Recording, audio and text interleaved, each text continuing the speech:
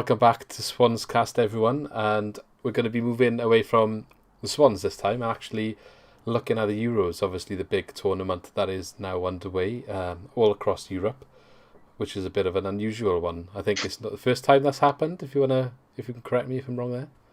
Yeah, I think so. Usually it's like one or two host countries, isn't it? But Yeah. looks like we're travelling around Europe at this time, and I got some thoughts maybe to say on that in a bit, but let's just start off the video. So Wales obviously have qualified, so we're going to take a little bit of a focus in what they are doing. Obviously being Welsh fans, being Swansea fans, we do have an interest in how Wales are getting on, of course, but we're not just going to be talking about Wales. We'll talk about the tournament as a whole, who we think's doing well, any sort of surprises, any like dark horses, anything like that from what we've seen from basically game week 1. So the Euros kicked off last Friday. We're recording this the Thursday after the 17th.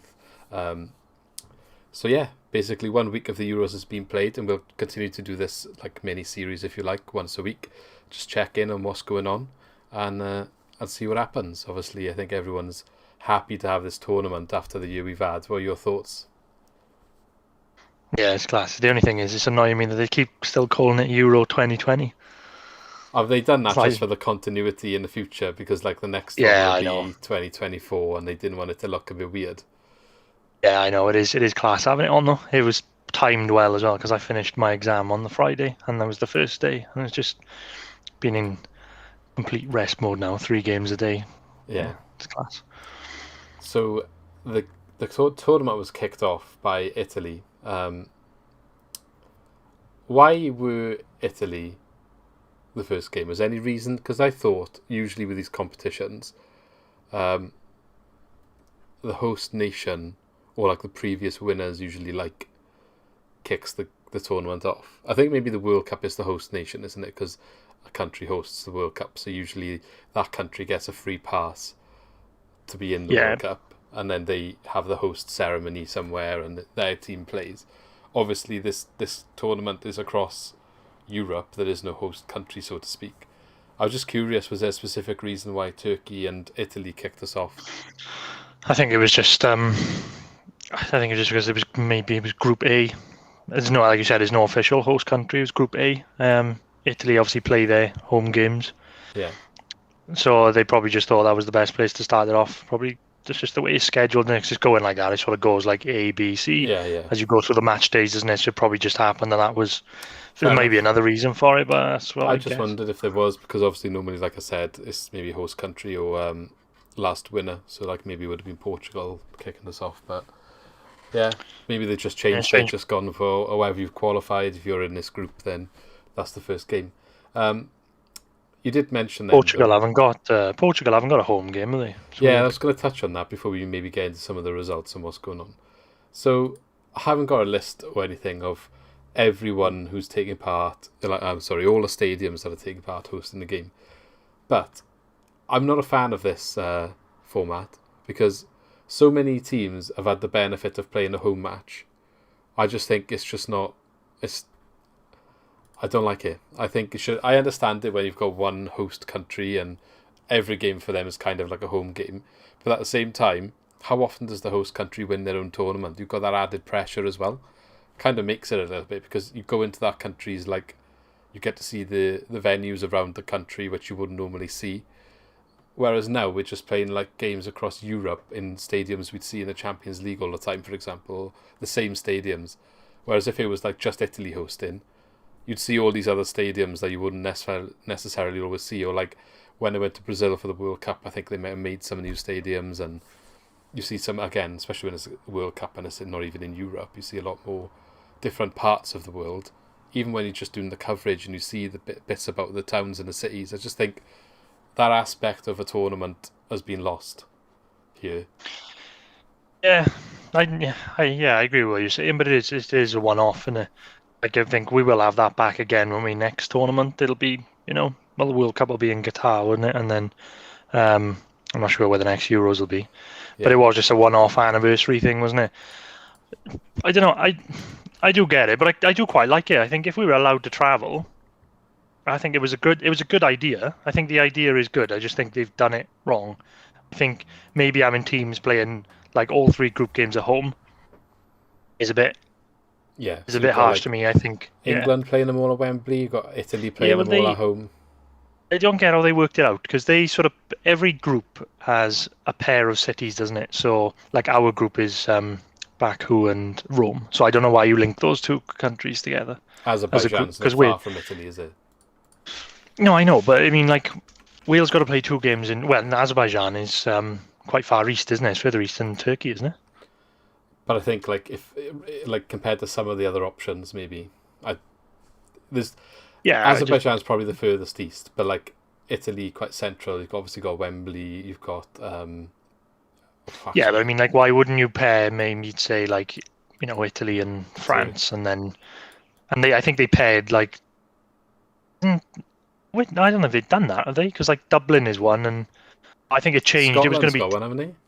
yeah, it was going to be Dublin and Bilbao, wasn't it? But then I think they changed it because I the mean, Spain games are in Sevilla instead yeah, now I and guess stuff. But yeah, COVID's has an impact on some of yeah, it, yeah, yeah. but regardless, like it is, you are right. It is going back to the normal format for the next one, and yeah, maybe it was a celebration. And I know the World Cup was never going to go this way, but for me, I just think like if one of these teams that plays the majority of the games, like if England get to the latter stages, for example, like they're going to play them in Wembley, but they're not the host country. That doesn't sit right with me. I just don't think Yeah, that's I don't get why they've done it like that. I think, like I said, the idea was good, and I quite like the idea of like imagine Wales had the group, with like Copenhagen, or you could have a Wales game in I don't know Spain or something like. yeah. I think they probably could have set it up in a way where teams played in different places rather than having like England play 3 games at home and Yeah, I think maybe stuff like that that. is what the issue is. Like, I just think England having 3 games at home, it is an advantage at the end of the day. And is it Yeah, fair? Is it fair, really? I mean, it's not even as if you're giving a lot of the favourites their home stadium as well. They might be like the bigger countries, the more like prolific ones like Italy, England, Spain, France, or whatever. I know Denmark have, but they're not like slouches either. They're a good team, Denmark. They were tipped to do quite well. Um, I don't know. I don't know how they decided. Obviously, Wales haven't got a stadium there, but Scotland have. yeah, I don't. Bit Yeah, weird. yeah, And not I don't not know. this in Scotland or anything, but I think if you're looking at stadiums in the UK, I Millennium know. Stadium or Principality Stadium as it is now is, I would say, second to Wembley. But Dublin was a city as well, so you would have had all of them apart from Wales hosting a game. Yeah, look, Oh, Dublin as a quarter maybe it final, I wasn't think. But available. yeah, I don't know if it clashes with some matches that were scheduled for Welsh rugby, perhaps. Maybe. well, and it might do now. No, it wouldn't now actually, because Wales don't play until sort of July time, do they? Where they got the games But I against guess this Canada would have been and sorted a couple of years Argentina. ago, wouldn't it? So they would have Yeah, but booked no, them in but and it would have been fine. I remember it was just before COVID hit that something happened where an extra set of games was available. I think it was like one quarter final Yeah. and they just and We did. Cardiff put the bid in Yeah. and they gave It's a bit the weird. extra games to Wembley. Yeah, a bit weird. I don't really understand it. It is what it is. I just like it. If England get to the later stages and they're playing at home at Wembley, then it's on them to go out and win, isn't it? Basically, because Oh yeah, it is a home tournament basically for England, isn't it? I yeah, think maybe like their quarter final would be in. I think someone will correct me if I'm wrong, but I think their quarter final would be in Dublin, and their round of 16 game would be away somewhere. depends But where they apart from that, finish in their group, doesn't it? Obviously, we're assuming maybe yeah. they'll be top. But I think though again, no, you can't say like Wembley's probably got to be an arena for the Euros. In Yeah, all that's fair fairness, enough. but But do England need to play there in all of their group games? I don't think so. yeah, but I think they can't play one. I don't think because if England play like say Scotland at home, then and then England have got to go somewhere else to play like Czech Republic and Croatia. Then Czech Republic and Croatia have got a like a bit of extra benefit by playing England somewhere else rather than Wembley, where Yeah, but Scotland have been they disadvantaged. haven't Then got extra benefit. Scotland have been disadvantaged, but yeah, that's what I mean. Yeah, so okay. Scotland are unlucky to play England at home where the others don't. So it's probably fair Maybe the to way do it they that do way. it though But is like these stadiums are all picked, but for the group stage aspect of it, no one gets a home game, and then for yeah, the later stages, they're set stadiums, so you just get lucky if you fall into into I that think slot. so. I think that would have That's been what they should have done. that would have been the fairest way. If there's no host country, then nobody gets an advantage in a group stage. Yeah, that's what they should have done. Like they should have played games in Wembley and games in Germany and whatever, but then it shouldn't have been home. Yeah, Yeah, I get what and you mean. I just want to talk about this side of it as well. I understand now from a COVID perspective, it probably makes more sense to have the least amount of travelling, even though that's not really what they've done. For some countries, yeah, others no. So if that was the reason afterwards for scheduling these games, like England all in Wembley, to minimise the fact that people are travelling, fair enough. But I'm just on about the way it was conceived in the first place, because yeah, it wasn't. It's clearly not all because of the travelling, because Wales are out in Azerbaijan and going to Italy, so it's I know it can't be Yeah, helped to like an extent. they could have put like we said, you could have put someone else in that group. Like Yeah. you could have just put different cities in the different groups so nobody was home. But I did quite like the idea though. I think the idea is good, but like you said, I just think with Yeah, the big teams having all the games at expensive home though. it is a bit unfair. A lot Oh more yeah, but expensive to follow your team. yeah, but like I said, imagine like maybe they could have done one city where like I don't know, our group was based in All of your Paris or games are something, in like yeah, or yeah, close, like we said, like if it was like Italy and France or something where you could sort of travel through. That would have been class because you would have just gone for the 3 group games, and travelled around different cities. That would have been class. yeah. But then, absolute nightmare to go like Baku to Rome. Well, it would be now especially. That's Oh, why and yeah, there's no. now it's That's why absolutely there's no ridiculous, fans, isn't it? isn't it? Like the Yeah, Welsh it's game full ridiculous. of Turkey. It's basically a home match for Turkey, wasn't it? So anyway, I know, like want to go a bit mad on Baku either, but they've had like the Europa League final now. Why was that picked for the Euros? money. Yeah, but it's just The same reason how they're hosting Formula One races now. Like yeah, but it's they just had ridiculous. Like, the street race was a week before the Euros kicked off. It's literally money. I mean, it is actually, from what I've seen and what I've heard, where people have gone to like the F1. Really nice place to go, really nice city, oh yeah, very aesthetic, very like good atmosphere, good environment. But the reason that it is, and they're obviously trying to get these events, it is money at the end of the day. That's why they go in there.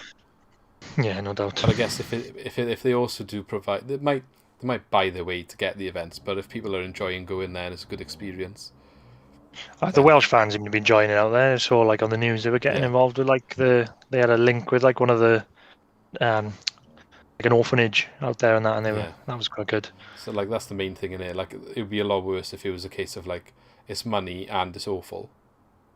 And I'm sure Yeah. there's been some examples of that in the past. I mean, you've got the World Cup in Qatar, which is probably a prime example of some of the issues with that, but that's for another time. That's where money is like outweighed everything else that is in consideration. I think at least Baku is decent. Like, anyway, we've gone a little bit off subject there. I'm sure we'll some of those topics will be picked up along the way.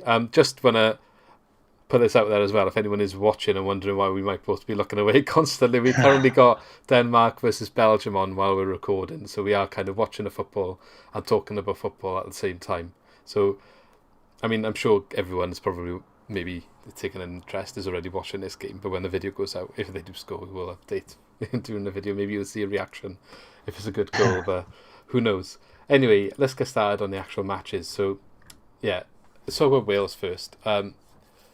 We said that Italy and Turkey kicked us off on Friday last week. So they are in Wales's group, so it does directly impact us. Italy won that game 3-0, 0-0 at half time, and scored 3 in the second half. What did you make of that game? Italy putting down a marker? Yeah, in a way. But when I watched it, I thought Turkey sort of dug in, didn't they, for a while, and then they scored an own goal, which then opened the floodgates. So I thought, like we'll come on to the Wales Turkey game, but I thought Turkey were going to put up a bit more of a fight against Wales. Because I thought they defended quite well for the most part of the game, and then as soon as the own goal went in, it opened up, and Italy looked good. I know I did sort of tip Italy before the tournament. Maybe a bit of bias with family ties, but they've been sort of telling me how well Italy have played over the last Well, sort their of record year under or so. Mancini is class, isn't it? Yeah. They're like 20 odd games unbeaten.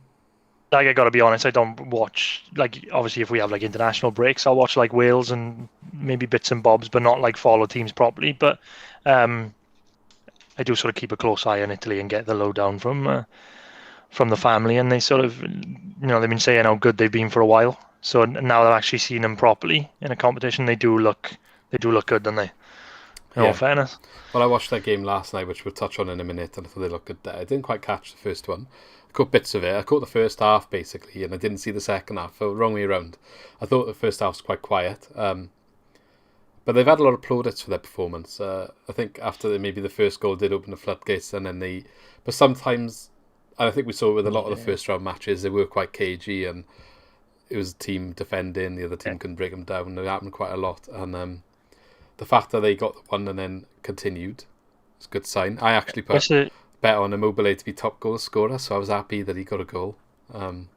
He's I just think it's dangerous because it's a different Italy as well. You usually sort of associate them with being solid and getting 1-0 wins and defending, but they've got sort of a different side to them now, where they're looking really dangerous going forward. But they are solid at the same time. Oh, yeah, they are solid. Their sheet record's been really good under Mancini, and they just managed. They're counter-attacking, I think, a lot. Yeah, they're unbeaten in 29 games, I think, now. So the 30th game is the Wales game. Well, they're already through, so maybe they'll make changes, and we'll discuss that in a second. So Italy looking good. Turkey, though, were one of the ones that people were talking about before the tournament as maybe they could do something, a bit of a dark horse, but I've not seen anything from them.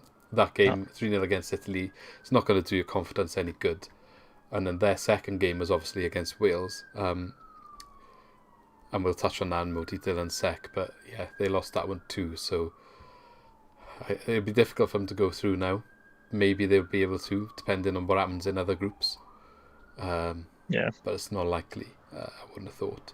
Anyway, the other first match in the group was Wales against Switzerland. For me, I didn't think Wales were going to get out of the group. I'll be honest. I didn't either. I'll be honest. I didn't think they would. I think and I'm not trying to be pessimistic or put a downer on anything. I think it's an achievement that we get to the Euros.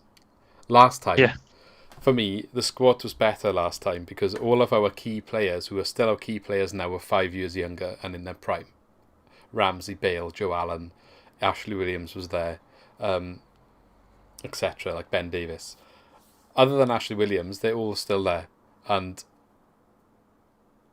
probably still our main players, main threat. I know we've got a lot of youth coming through that are really good players, really good prospects, but they're still in their first year or two of international football. So that's what I'm saying. For us to get to the Euros again was an achievement for me. Like, that's good, the fact that we've done that. I didn't think we'd quite have... I think last time, I probably didn't expect us to get so far last time as well, but it was kind of the first tournament sort of bounce, if you like. We got there, it was a bit of a buzz, the atmosphere was amazing. It was such a good experience for all Welsh fans, and I think that carried on into the team, and that's what kind of pushed us to where we went. And the whole experience, getting to the semis or whatever it was really good. It was the semis, wasn't it? Yeah, semis. I just making sure. I don't want to go out. No, we called out in the chat, losing to Portugal, of course, and that was a close game as well. But this time I was like, okay, I looked at the group and I was like, yes. At the time, though, I forgot the third place teams can go through. Forgot they changed that. But I just thought, it's going to be tough. If we get through, it'll be good. A good achievement again. And anything after that's a bonus. When we went behind against Switzerland, I thought, that's not happening. We need to get something out of this game, basically, because I just can't. It's not happening. So for us to pull one back, I thought that was like, fair play, prove me wrong. I didn't think we would have. What did you make of the game? I'm with you. I thought, it was so good last time. I thought we're never going to have anything like that again. That was just absolutely crazy. I just thought it was going to be sort of a reality check this time. It was on paper, it's a hard group as well. You look like Switzerland sort of regularly in these competitions. So Turkey sort of in and out, and obviously Italy as well. Quite well, like I said, they were tipped to be dark horse, and Turkey. On paper, good side. So I thought it was going to be a real struggle for us to get out of the group. Yeah, I think Turkey had really good form going into the competition.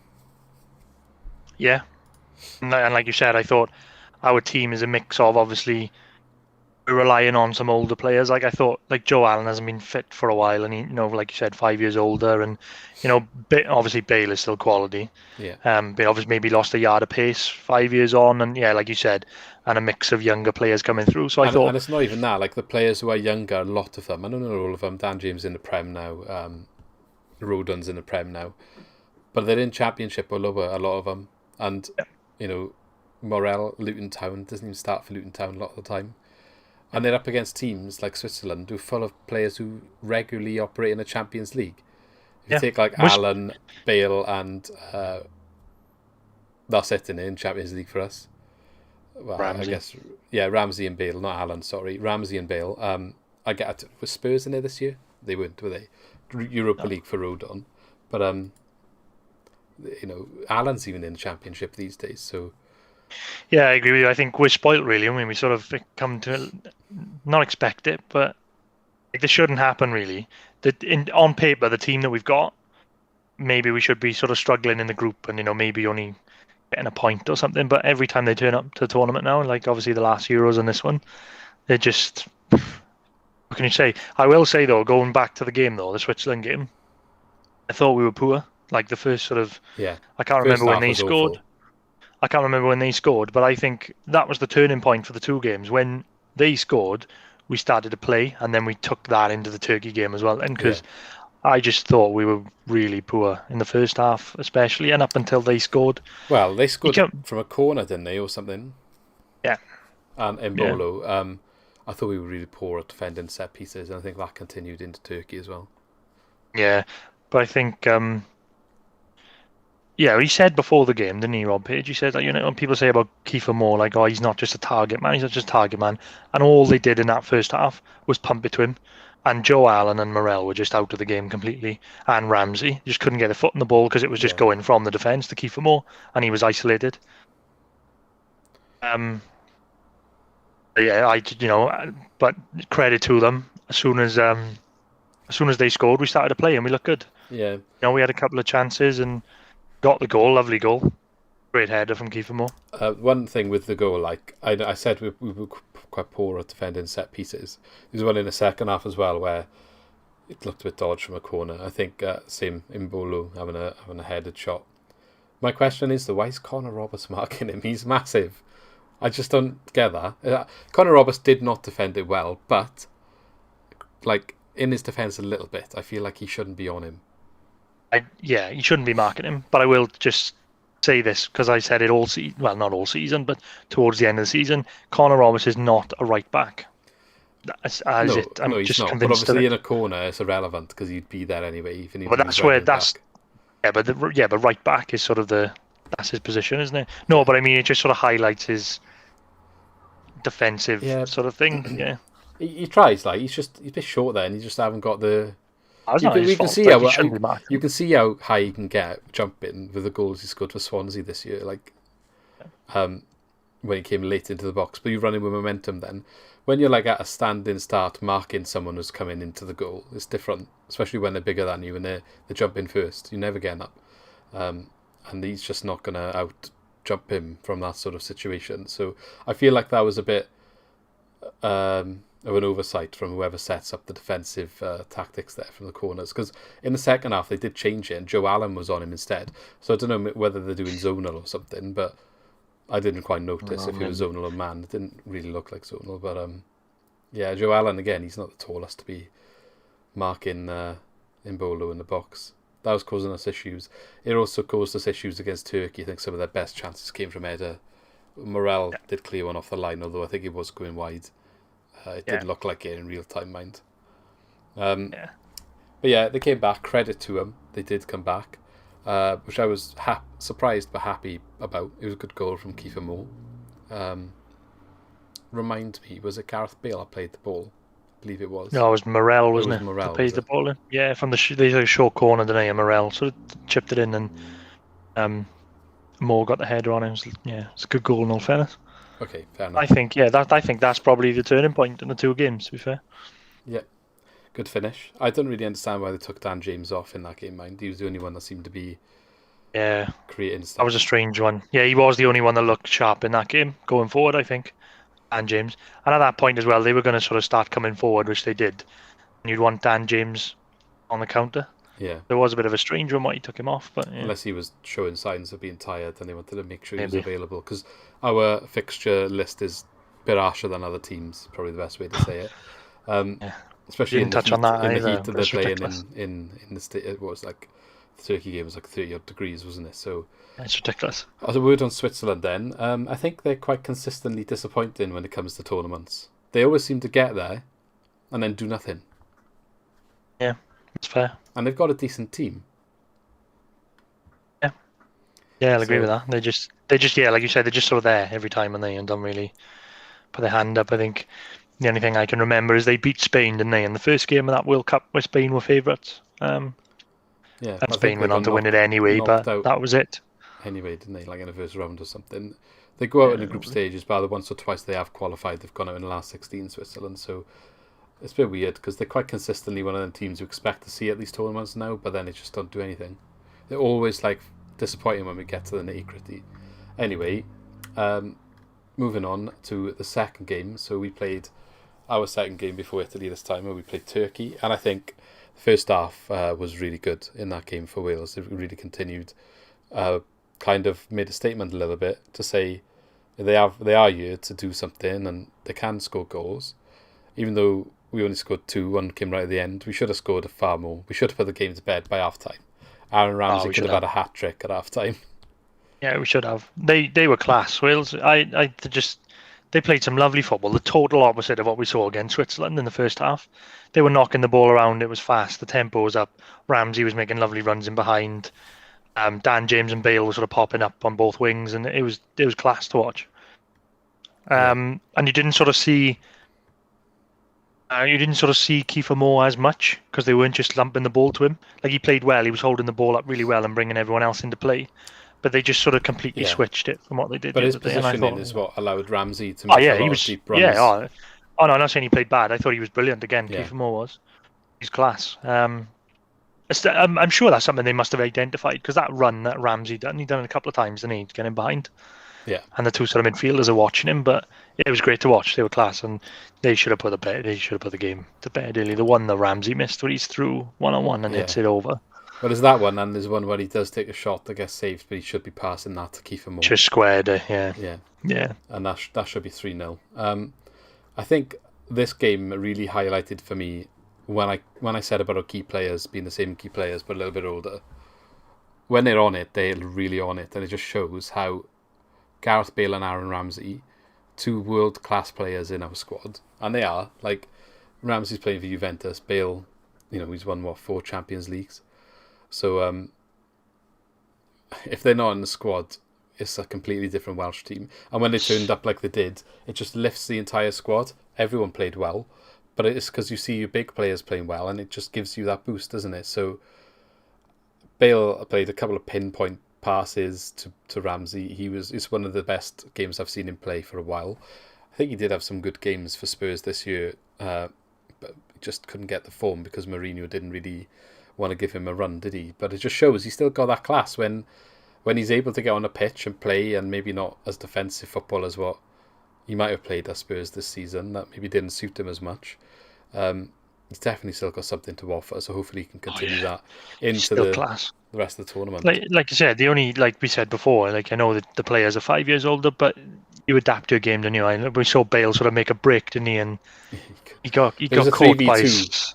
yeah. Sanuke just came over and took the ball off him, and I was just there like, okay. Yeah, it was. Oh yeah, it was Sion, wasn't it, from Leicester? Yeah. But I think like those are the days where he would have just ghosted around him and Run got off him. But the then he pitch just and still adapted get him. around him. He seems to be sort of dropping into deeper positions now and picking out passes and just showing that sort of element to his game. Yeah, Yeah, like Giggs dropping back a bit, getting a bit slower. yeah, that's it. That's exactly Drop it. him into It's just, midfield, maybe. I don't think right wing is the best place for him anymore. No.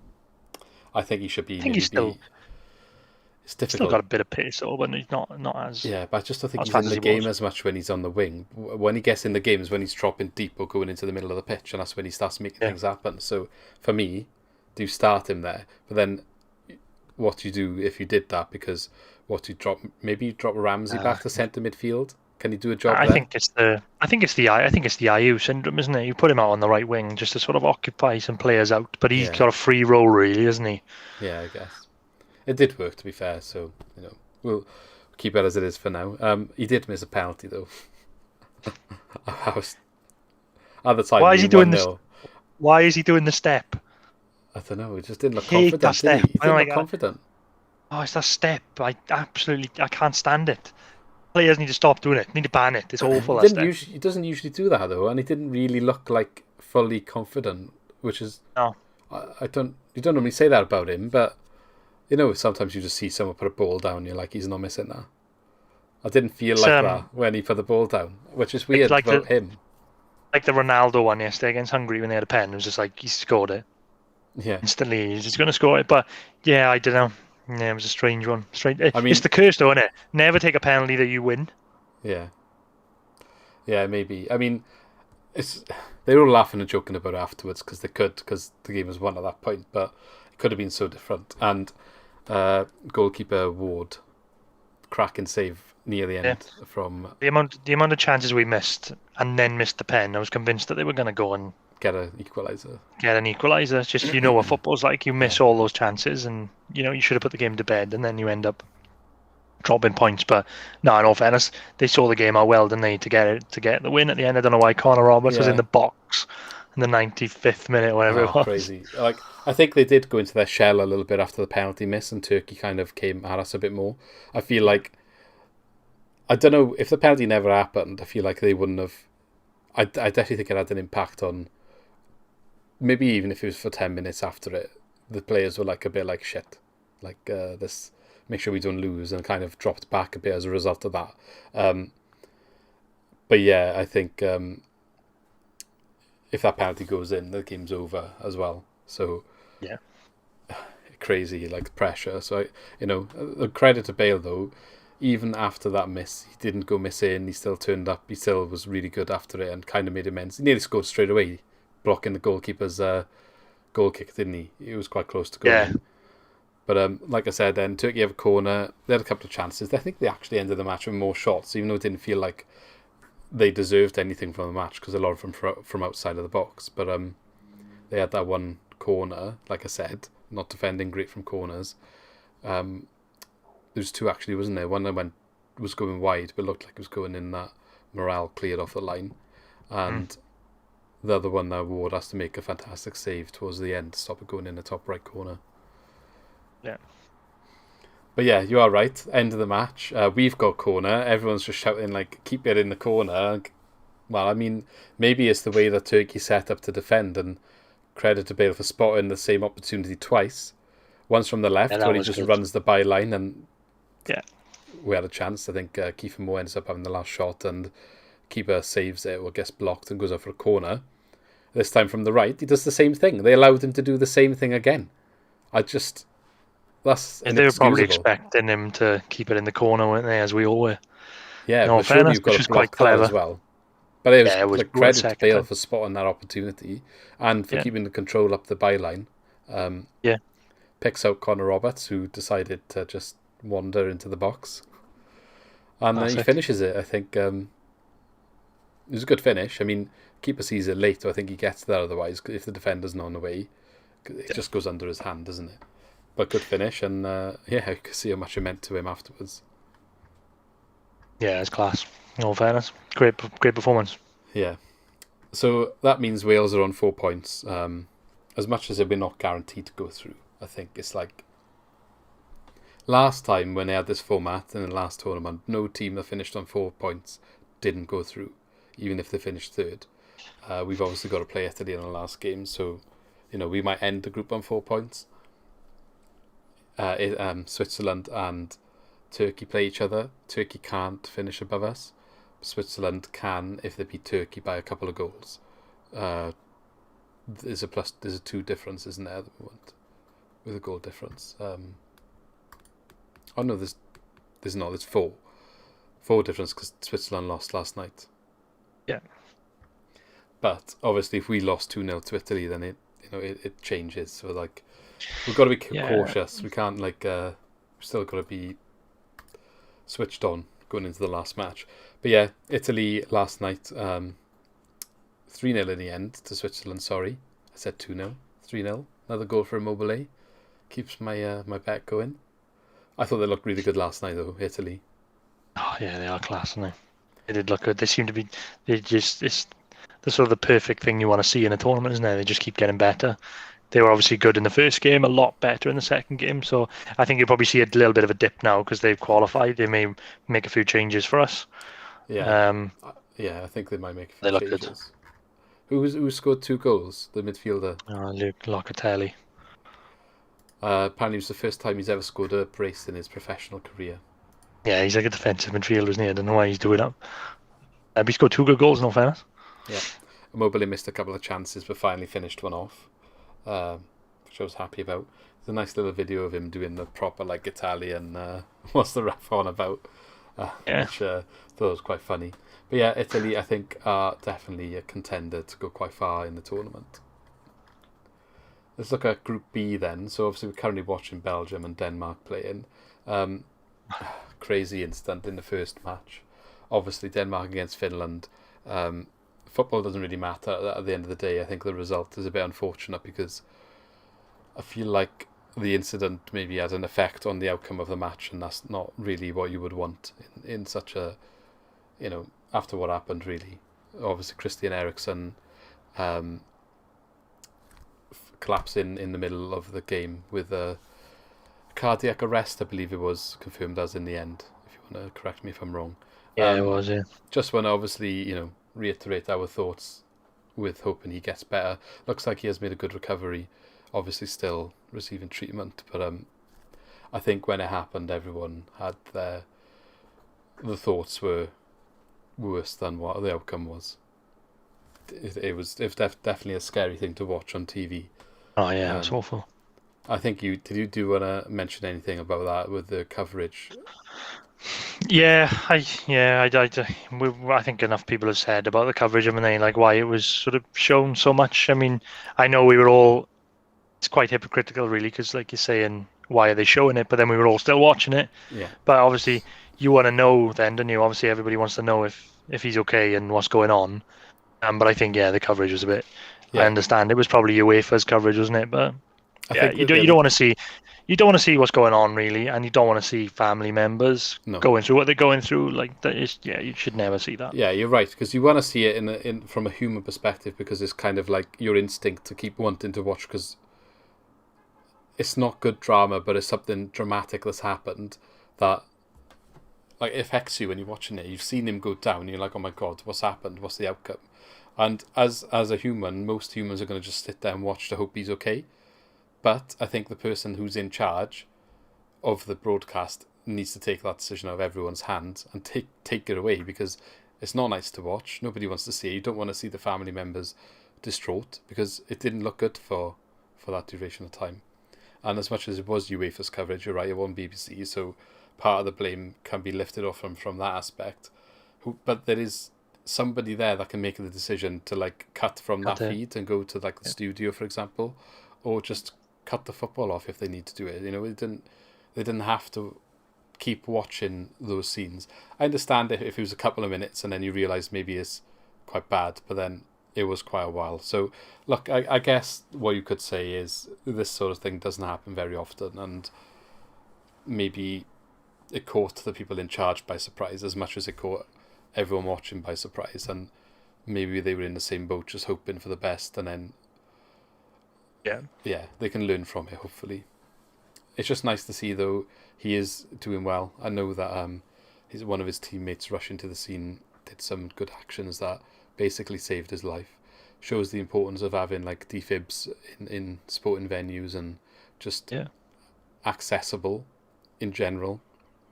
And because I think as bad as it sounds, from what I've read, I think he was at one point, well, they did have to restart his heart, didn't they? So hopefully he can recover and we see him playing football again. But we'll see what happens with that.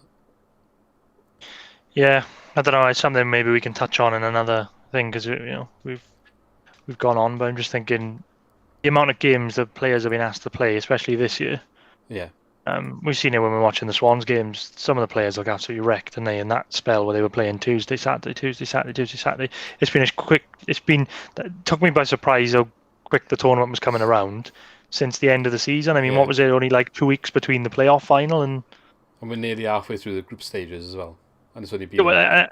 And again, like we said about Wales's fixtures, like Wales play 3 games in 8 days. It's. And as much as we love having the football on, sometimes I think something's got to be done where maybe these people are playing too much games. You think about the level that they're playing at, where they're running, around for 90 minutes and the distance that they cover. Yeah. The training. Obviously, they are fit because they do it regularly, but you are testing it, and then aren't you? You are really obviously if there is an underlying condition, and you are testing it, but. Maybe something that they need to look at. I know, I think there's a rule in rugby where you're only allowed to play so many games in a calendar year, just as a well-being sort of rule. Yeah. And I'm not aware, touch wood, maybe there probably has been instances where it might have happened in rugby, but not any big sort of stand-up ones as we've seen in football. Yeah, no, it's good to see the support that he's had afterwards, and hopefully stuff like this, as bad as it is to say, sometimes it takes an incident to change things for the better. So just hopefully something good comes of it as a result, and I'm sure himself would be pushing for that. But yeah, I think a lot of what you said there I would agree with. Is definitely spot on. Okay, moving back to the football, we won't go through the other groups in as much detail, but out of Group B then, so we've got Denmark lost to Finland in that game because it was restarted, which again is another conversation. We won't touch on that now, whether we think it was good or not, but they lost 1-0 to Finland in the end. Belgium beating Russia 3-0. And then currently, Belgium are losing to Denmark at the moment. And did the other two play yesterday? Yeah, Russia beat Finland and they 1-0. Yeah, okay. So what do we think of the group then? What's going to happen there? Who's standing out? Well, Belgium looked good in the first game when they played against Russia. I thought they looked tidy, as you'd expect, but I don't know with this Denmark result now. Obviously, I don't know. It's only half time, but I don't know what that's going to mean. But it's going to throw the group wide open, isn't it? And we got to keep a close eye on this one because it works out well for us. If we finish second, we'll get second in this group. So if we assume Belgium are going to come back and win this game and win the group, then we would have Denmark, Finland, or Russia. Is it fair to assume that? I mean, yeah. I know you said Belgium looked good in the first games against Russia. I think they looked okay. We look back at how they scored their first goal. It was basically gifted to them. Yeah. I feel like one of the others might have been a bit easy as well. But yeah, I'm not sure how convincing they were. Like, Lukaku was offside. If that player doesn't play the ball, that's not a goal. Because he tries clearing it and absolutely makes a mess. It's just a simplest goal for Lukaku, and you're already 1-0 down against Belgium really early into the game. That's not where you want to be, is it? So we'll see. Maybe this is a reality check for him now. So see what happens. We just kicked off the second half. So by the time this video goes out, who knows what the result will be. But yeah, I don't know who will go through. Otherwise, the three of them, I think, are all competing for second. If it stays as it is. Like, it's this very tight group. Okay, Group C. So we've got Austria, North Macedonia, Netherlands and Ukraine. So the first game's Austria won 3-1 against Macedonia. Netherlands won 3-2 against Ukraine. I mean, I think North Macedonia are in a situation where they're happy to be here without being too disrespectful. I mean, they scored 2 goals now because they lost today again to Ukraine 2-1. So I guess that, it's good for them.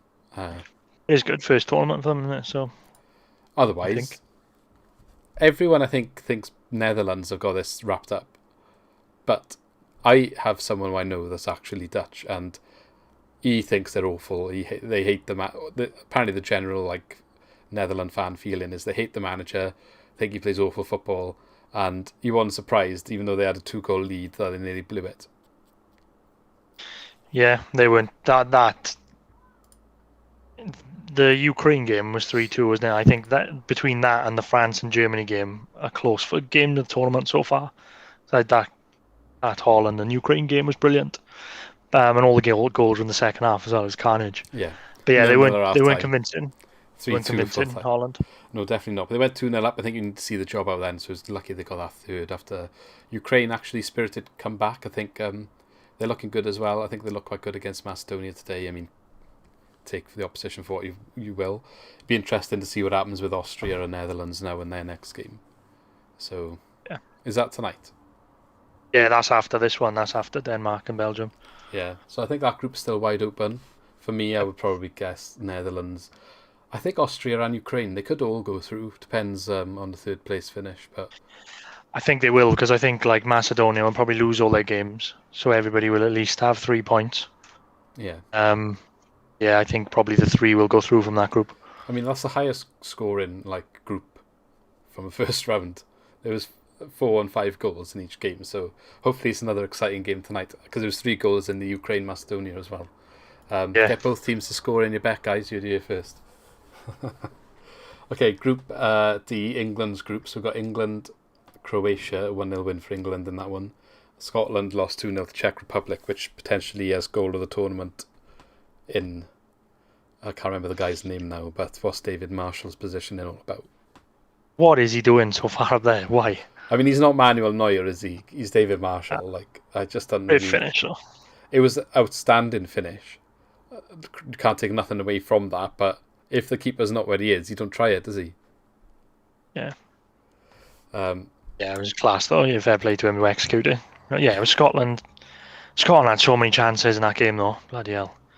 They didn't look bad. You think, obviously, home game, it was rocking as well, Hampden was, yeah. And I think that second goal probably killed them, because it obviously was out of nothing, and they were still sort of creating chances. That seemed to knock the stuffing out of them then, but I think big chance missed there for them. Yeah. I think they did look okay. Like the 2-0 probably looks bad, but they didn't look 2-0 loss. Yeah, they missed so many chances. I'm not saying that Czech Republic didn't deserve to win in the end, especially with the quality of... I think both goals are pretty good. But Scotland should have at least scored one. I don't know how they didn't score one. Yeah, I know.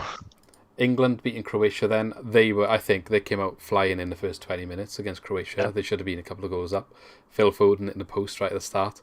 Fair play. I think, I'm a Welsh fan or whatever, but I think England's squad this time is quite good. They could do some damage. A lot of home games. I'm not saying that I think they're going to win it, but it's one of them, isn't it? Where I think out of the last couple of squads, I think they've got some quality here. If they can use it well, they'll have a good chance. But it doesn't mean they're going to. Sometimes they get over-cocky, overconfident, and buckle. And this kind of happened in this game. They were so good at the start. It looked like Croatia were just all over the place. But by the second half, I didn't feel like England were that good at all. And Croatia, I don't know, maybe a draw would have been a fair result by the end. I thought England's squad was good. And I think the fact that there's so many games at home makes them a contender, definitely, and they have got quality. Going forward, Mount, Foden, Sterling, Kane, whatever, you can list them all off. But then I saw their back four, and they've shoehorned Trippier into left back. Then they've got Mings and John Stones as centre half. I was just thinking... I think John Stones had a good season, but I don't know about Mings being second best centre back in England. I know Maguire's injured, but there must be others. I can't think off the top of my head. Maybe they'll be more solid, maybe if Maguire gets fit and they play like Maguire and Stones, but defensively I'd worry for them. You think of if they come to the later stages and play like France, I feel like Mbappe and Griezmann. Mark Guéhi could be in that squad. Yeah. If he had the year he had in the Prem that he just had, like if he were in the Prem. They called up Ben White, didn't they? Is he to be play centre half? Yeah, is it Brighton or Leeds? One of them. Or Leeds were after him from Brighton, maybe. Yeah. Well, yeah, we'll see. Yeah, I wouldn't rule him out anyway. I wouldn't rule him out. I just think, defensively, maybe not as good as the others in the competition. You'd argue England have played their hardest group match and they won it. It's a big match for them, really. First game, they struggled to win their first game historically, I believe, and it's the team that knocked them out of the World Cup in the semis. So I guess that's a good hurdle to overcome, and if they can just bounce off that, they might have a really good chance of winning the group. Got Scotland tomorrow, so that's a big game as well, isn't it? So it'll be a juicy one. I love it if Scotland beat them. I'm sorry, it would be class. It would be interesting to watch from a Welsh perspective. Yeah, we're going to talk we're going to talk about this when we were saying about like I've been saying it for years about the coverage. People say to me, "Oh, why Wales want England to lose? Why do Wales want England to lose all the time?" And it's not that; it's the coverage because obviously we get the British coverage, don't we? Yeah. And I'm so glad it's become a thing now where people are saying, "Why are we listening to England at like half time in a Yeah. maybe in the Denmark Belgium game or in the Wales game?" And they've done that for years though, and I think that's why everybody gets fed up with it. Look, I can kind of get it from the like. It's UK coverage. It's not English coverage. That's what they need to remember. So when there's other home nations in the tournament, all well and good going and looking at the England camp or the Scotland camp or the Wales camp in half time at Denmark Belgium, because I think if it's UK coverage, then you're going to focus on your UK teams. It needs. By the way, Belgium scored. I think. Yeah. Just watching the goal. Sorry for in the mid rant. That was decent. Lukaku's run. Who finished it? Thorgan Hazard. We were asking why he's starting ahead of his brother, but there we are. Yeah. So, but when you got Wales playing, you don't want to see England coverage at half time. And when you got Scotland playing, you don't want to see England coverage at half time. You want to focus on that home nation. You've got people. Yeah. Your BBC or your ITV. You are ITV in England, in Wales, in Scotland. Your BBC in the same countries. So why are you focusing on one of the others all the time? It's bad enough the other day when Boris Johnson was wishing England, Scotland, and the other home nations involved in the Euros good luck. It's only Wales. I know, but that is the reason why people start to resent it then, because then, like England this, England that. Wales were playing well yesterday against Turkey, but we'll drop in and talk about England. England this, England that, and in the end, you're just like, oh my god, I hope they lose. I've had enough of it. You've got 15 minutes to analyse what happened in the first half. In the first half yesterday for Wales, like, it was a good first half of football, a lot of chances to talk about, but they still managed to fit something in. Use the time to talk about the game. That's what it's there for. The thing is, as well, they tailor the coverage to be like, the Wales were on, so you had like, you had like Ashley Williams and that, and they still went and spoke about, and Neil Taylor, and you still went and spoke about the England coverage. And how many times have you seen Gaza's goal in Euro 96 in the last like week since the tournament has been on? Or Phil Foden's hair. God, that's getting on my nerves. Right, 25 years ago. Scotland versus England. So if there's nothing about Wales at half time, it says it all. They've just said as well that I think it's tonight, Euro 96 Revisited, they're showing the England-Scotland game again on ITV. If you haven't seen it 19 times already. Okay. Well, anyway, I think that would be a juicy one. Let us know your thoughts in the comments anyway, if you agree. Looking in Group E, we've got Poland. They lost 2-1 to Slovakia in their first game, and Spain drew 0-0 with Sweden, which I was a bit shocked at because I was tipping Spain to get back to their best, but I don't know if they are going to now. Oh, they're saying that they lost their first game when they won tournament, the World Cup, wasn't it? So, starting with Spain, they've got such a weird squad now. A lot of the big players have been dropped, or not dropped, but left out. A lot of youth coming through, but they just don't seem to have that end product. Especially, like I say, they got all these players not playing, but they've got Morata still striker. Is there not anyone else that does a better job? Like, because he missed the sitter. Sergio Ramos didn't even make the squad because he's hardly played any football this year. And I think banned, was he? He was probably banned. Don't start with that. The most best player I saw on the pitch was that Isaac for Sweden. I thought he was class. Oh yeah, he if was he doesn't really get good. a move this summer, I don't know where he plays now, but yeah, he was really good in that game. I don't know why they took him off because he was causing trouble every time he went forward with the ball. Unlucky not to score actually. Yeah. The other game then, Poland losing to Slovakia again. I would have said Poland win, but they just looked awful. I also didn't realise Paulo Sousa's their manager. Yeah, I know. Yeah, pops up everywhere. Yeah, I mean, just seems to pop up in random places now. Yeah, I did know he was there. There was a red card for Poland after they equalised to be 1-1. It kind of killed them off a bit, but didn't really look good. They got a world class striker in Lewandowski, just haven't got anyone to feed him any ball.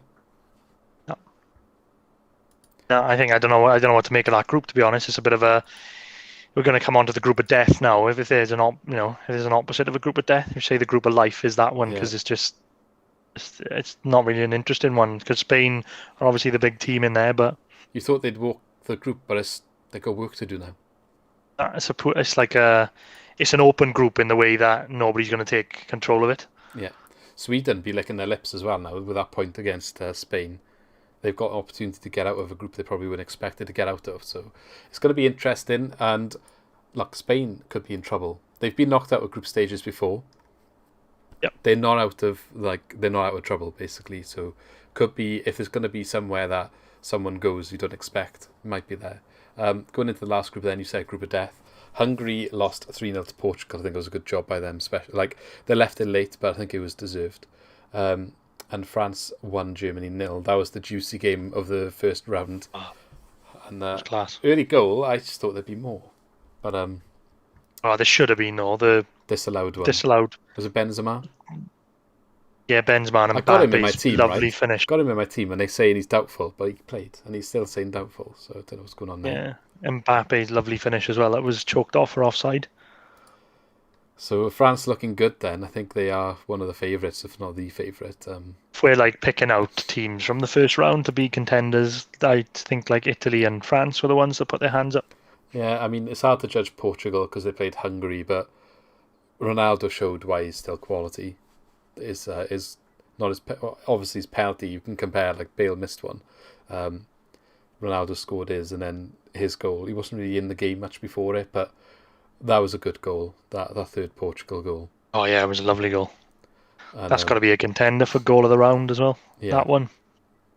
Very good team goal. That I think it was a large passing spell before even the highlight starts. The highlight where the goal is scored. So good team goal. Germany. I don't know what I think about them yet. It's hard to judge. Yeah, I know. I'm not really sure what to make of them. They looked okay. Gnabry probably should have scored the chance that they had, but France should have put that game to bed. It was the same as the Wales. Well, not the same as the Wales game, but I think France should have tied that up. I think Portugal. They could have won 3-0. Yeah, Portugal, Germany in the next round now. That's where we'll be able to tell where both teams are. It's a big game. Yeah, it's a big game. Big game. Okay, so I think that's been a long one. It's been a good start to the tournament, so we'll continue to do this sort of format. Probably start with a bit of how Wales has done, how that group's looking, and then a little bit less detailed for all the other groups, see if there's anything standing out. Probably be maybe, well, it depends how many events there are, I guess, in the next week, but hopefully a little bit shorter next time. We'll see what happens. Any last words before we finish? Wales going to win the Euros. Obviously. No, not much. You never know when it gets to the knockout stage. It could happen. To be back with a tournament, to be fair. Just enjoying it at the moment. I think in general as well, speaking about the first week, it's been good. Most games, teams are attacking. We're not getting any sort of dull 0-0s, teams sitting back, and apart from the Spain get a couple of dull 0-0s. Spain game was awful. But I mean, as a whole, I think it's been good so far. 1-0. Yeah, just the Spain game, but as a whole, I think it's been good. All the games that I've sort of sat down and watched, I've enjoyed. Yeah. Well, their first half was okay. It just died a death after half time. No, fair enough. I just realised as well, Kevin De Bruyne is back. He just came on the pitch and he got the assist for that Belgium goal. So maybe that's what they need, eh? I thought he was out of the tournament. I did. Well, it's just that injury he had in the Champions League final, wasn't it? Yeah. Anyway, it's been good. So we'll catch you next week. We have still got some Swan stuff in the pipeline, so we'll get that out when we're able to get that sorted. And don't forget to leave a comment. Let us know where you found the first week of the Euros. Do you think Wales are going to get through the group, and how far they're going to go in the tournament? Because I think it is likely maybe they will get through now.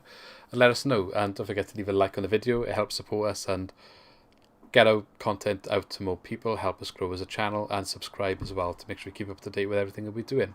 So see you next time. Have a good one. See you soon.